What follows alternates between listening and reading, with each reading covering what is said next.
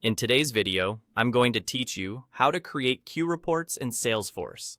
If you want clear visibility into how work is distributed and handled across your team, getting comfortable with queues is the first step. Queues let you assign records, like cases, leads, or custom object records, to a shared work list. Once you have queues in place, you can build reports that reflect ownership, volume, and performance across those shared responsibilities. Let's start by navigating to the right part of Salesforce. Click on the gear icon at the top right and select Open Advanced Setup. This takes you into the admin area where all configuration lives. If you don't see that option, you may need the proper permissions, or you might be in a different Salesforce interface. Make sure you're working in the correct environment and have access to Setup. In the Setup search bar, search and select Queues. This is the central hub for creating and managing all your queues. It's a quick way to get exactly where you need to be without wading through menus, and it ensures you're working on the correct feature for routing and ownership. Here you will see a list of your queues. Take a moment to scan what already exists so you avoid duplicates and keep naming consistent.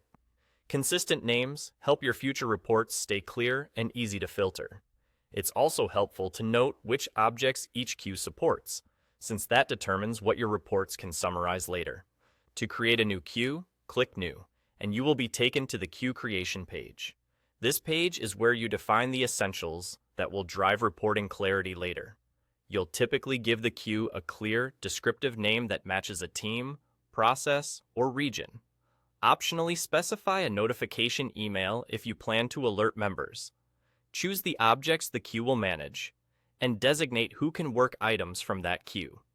While you're here, think about the fields your reports will rely on.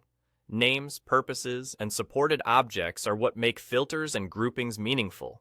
And there you go. By getting to the queue creation page, you've set the foundation for accurate queue-based reporting. Once your queues are configured and in use, you can leverage your org's available report types to analyze volume, ownership, and throughput by queue, filter by specific teams, and track trends over time.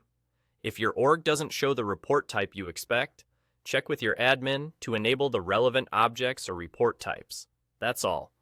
With these steps, you're ready to build reliable insights around how work moves through your organization's queues.